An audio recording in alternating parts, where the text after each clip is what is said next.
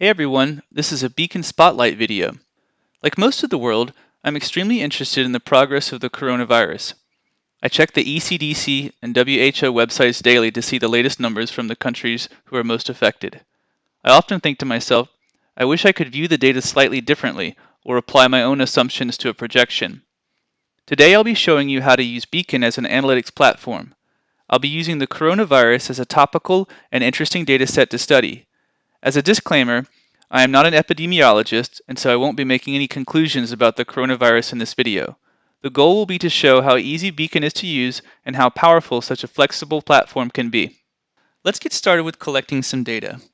The ECDC website makes their data available daily in CSV format. Let's go to the Beacon IDE, where I've written a script which is going to download the data. Once I've downloaded the data, I'm going to load the data file into a data frame. I'm going to upload the data to Postgres, and I'm also going to update our time series objects, which I'm going to store in our MongoDB. Once this script is written and ready, I can also create a job file. This job file will call that script and will actually run it every day. If we want to, we can take a look at the Bob dashboard, and from here we can actually see the script as it's been run. Let's search for COVID, and we can see our script right here. It's in done status, so it's already been run for today. So let's take a look at the log. From here, we can see all the countries that have been updated. And if we scroll all the way to the end, we can see that there's no errors. Next, let's make sure that the data has actually been saved into MongoDB. So back in the IDE, let's open up Beacon Browser. This is a window into our Mongo object database. Let's take a look at our container ext. This is where I'm storing the raw data frames. And in the COVID data /ECDC area, we can see that I've saved the daily data for the last 4 or 5 days, with the most recent data being in daily data latest. Next, let's go to Superset and see the data which has been uploaded into Postgres. We can do this by opening up our home page. From the home page, we can open up our analytics service, which links to Superset. We can see that someone's already created a coronavirus dashboard, so let's take a look at it. Here we can see all the different charts that have been generated from the underlying data. If you want to, you can go to the SQL editor and you can actually play with the data using SQL queries. If you wanted to further explore that data, you could create graphs from this data by hitting the Explore tab. I've created a few here that we can take a look at.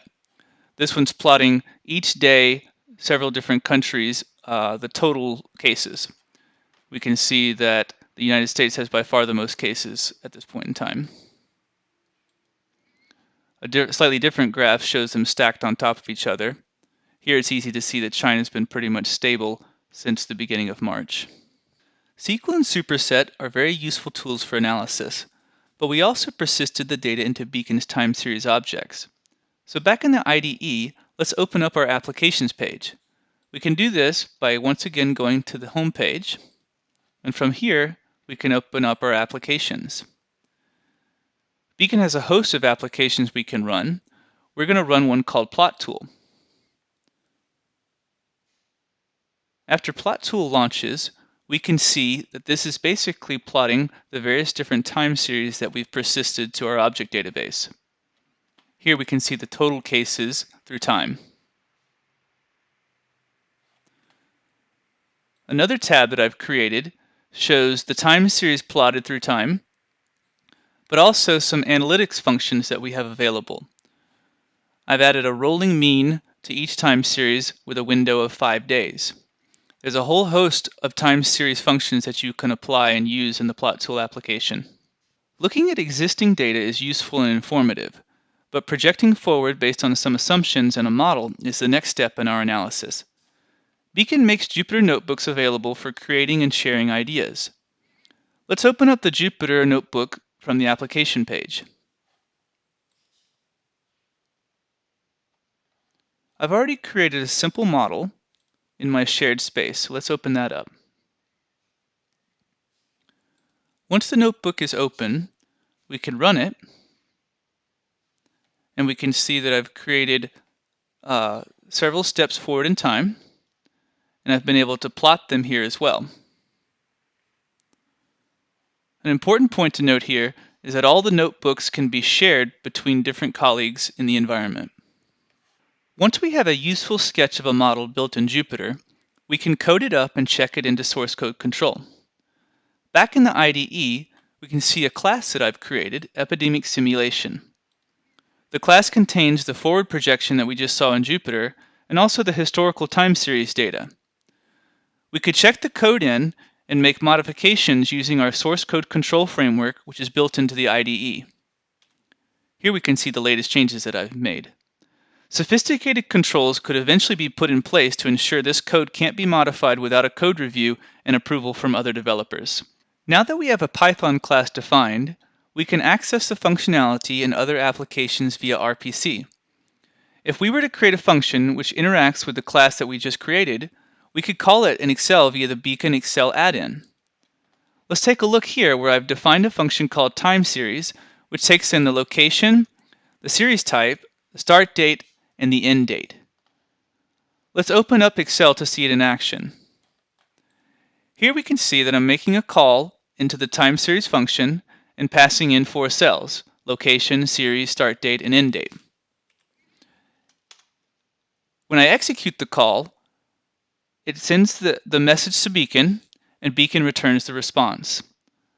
If I change the input, the data is automatically updated. Calling Beacon from RPC or the Excel add-in is a great way to expose our model and data to the user, but we can also make use of the Beacon UI framework to do this natively within Beacon. Taking the functionality that has already been coded up and adding a UI layer around it is usually a task left to UI experts. But with Beacon's UI framework, known as Glint, developers can write totally in Python and make use of a variety of features and widgets to develop some sophisticated applications. You can also launch the applications directly from the IDE, which saves time not having to build anything to test changes to your application. So let's do this. Let's take a look at a Glint application that I created, and let's launch it from the shell. So inside the application, we have the ability to pick the location. We also have 3 different views to choose from. So taking a look at first the historical view, we can see this is fairly much like the plot tool application that we saw before. If we wanted to, we could put the total cases on the same axis. We could also change the date so we could zoom in on certain sections. But nothing very special here other than maybe seeing the data frame also on the same page. A slightly more important or interesting view is the country compare. So what this is going to do is it's going to basically compare the location we have selected to any countries that we want to check against. So let's take a look if we want to check against China and Italy. And what it's going to do is it's going to start the time series at a certain threshold. In this case, we're going to start at where the total cases for each country exceeded 500. So let's take a look at the total cases for China, United States, and Italy on the same chart here. So what we can see here is that all countries starting from the same basic place where they each had 500 cases, and through time we can see that China eventually plateaued, Italy continued to go up but at a much lower rate, and the United States continues on sort of an exponential curve. If we want to, we can also take a look at the daily cases, so new cases per day for United States, China, and Italy. And we can see that other than today, where it looks like the data has dropped, we have a pretty steep rise in the United States, whereas for Italy and China, they've ramped up and then stabilized, China actually coming down to have lower cases almost to 0 at this point in time. So this is a fairly interesting view of the data that you may not see on most websites. The last view that I want to show you is the scenario view. So this is a UI layer around the Jupyter Notebook model that I sketched up and then coded in the IDE. And here we can actually play with some of the toggles. So you can see I have R0, recovery time, the percent of the population that I deem to be asymptomatic, and a death rate. You can also plot the various different components of the model. So here I have the infected population and also the reported infected population, which will be slightly different from each other. So for example, if we go down here, we can see here's the 337,000 people that have currently been reported. And with an assumption of 50% are asymptomatic and testing only 5% of the people who actually had the coronavirus, we can see that the actual infected people in the United States is 13.5 million. When we apply our model, we actually apply it to the blue curve.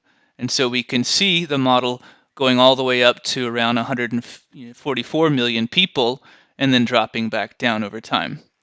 Whereas the reported number is only 3.6 million people being reported. You can change the assumptions on these fairly easily. So if we thought that was unrealistic and it was actually closer to 15%, we can take this and we can apply this all the way through our projection.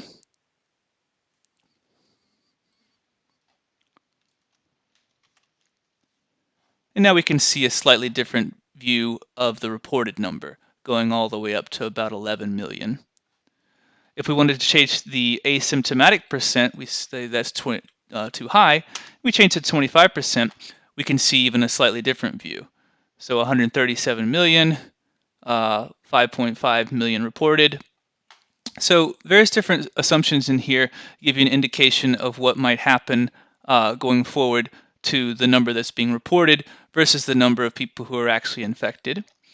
Now we can see that I've got 0 for social distancing here, which is unrealistic. We've had social distancing for some amount of time, and let's say we continue to have 90% social distancing for the duration of the coronavirus. When we put this in here, we can see a very different curve going forward. A peak of around 11.4 million, reported cases of about 427,000, and declining for a long time after. So this concludes the tour of the application that I built. There are all kinds of different views that you could create and different analysis that you could do. But what I wanted to do was demonstrate Beacon as an analytics platform. If you're interested in Beacon, please see our website at www.beacon.io and reach out to our sales team for more information.